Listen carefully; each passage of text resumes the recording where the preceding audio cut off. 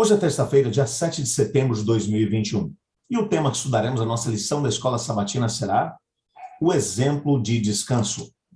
O texto que serve como base para o nosso estudo de hoje é Hebreus capítulo 4, versos 1 a 11, que diz assim: Visto que nos foi deixada a promessa de entrarmos no descanso de Deus, que nenhum de vocês pense que falhou, pois as boas novas foram pregadas também a nós, tanto quanto a eles.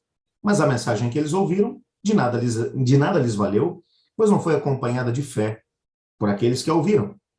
Pois nós, os que cremos, é que entraremos naquele descanso conforme Deus disse: Assim jurei na minha ira, jamais entrarão no meu descanso, embora suas obras estivessem concluídas desde a criação do mundo.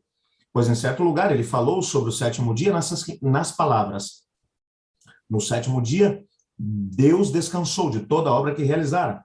E de novo, na passagem citada há pouco, diz: Jamais entrarão no meu descanso. Portanto, resta entrar alguns naquele descanso.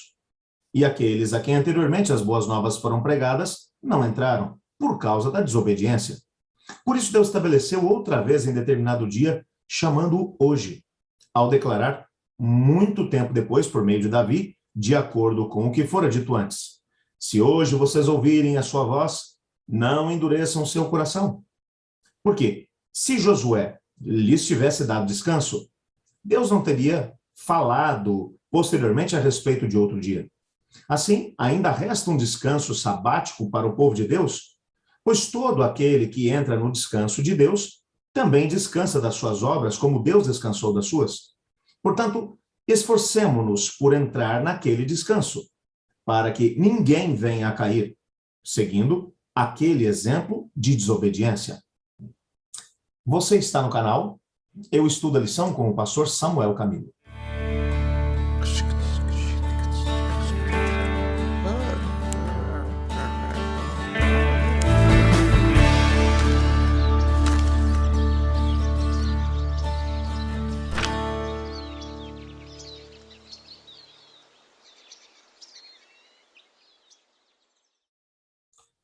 Além dos exemplos que já vimos, a ideia de tipos e símbolos também pode ser aplicada ao conceito bíblico de descanso, que é o tema que estamos estudando nesse trimestre.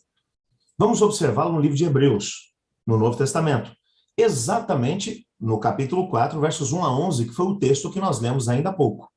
Essa experiência de Israel no Êxodo, as peregrinações do deserto, elas apresentam uma percepção adicional sobre a ideia de entrar no descanso de Deus. E que percepção é essa?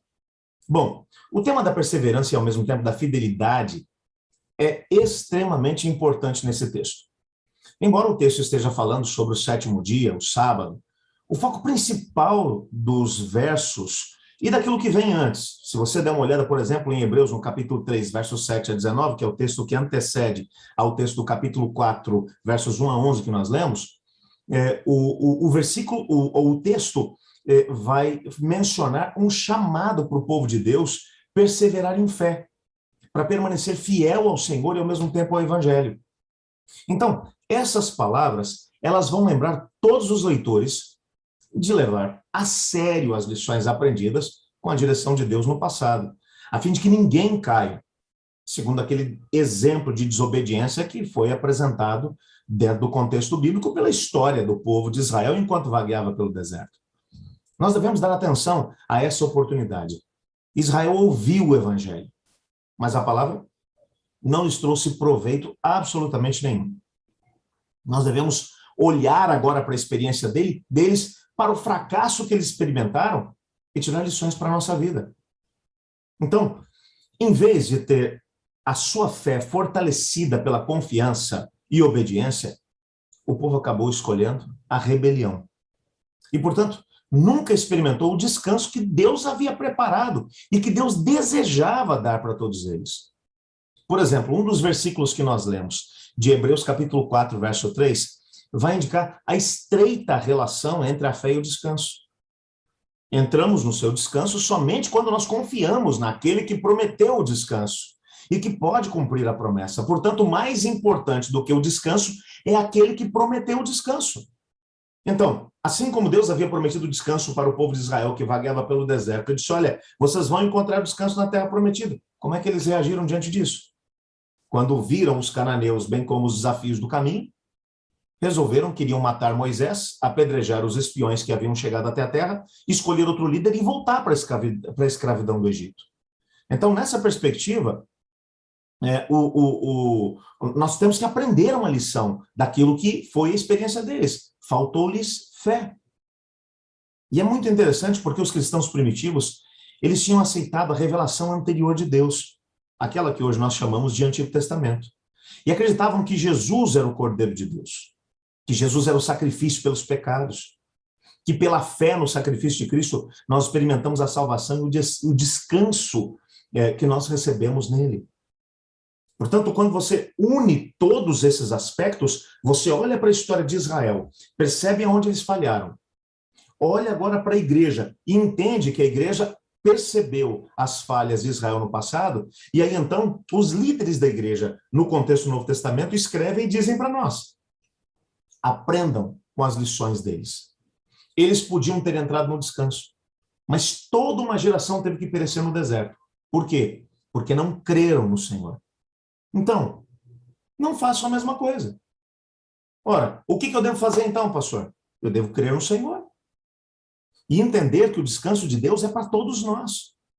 Qual é o descanso que está prometido para todos nós nesse momento? A segunda vinda de Cristo Jesus.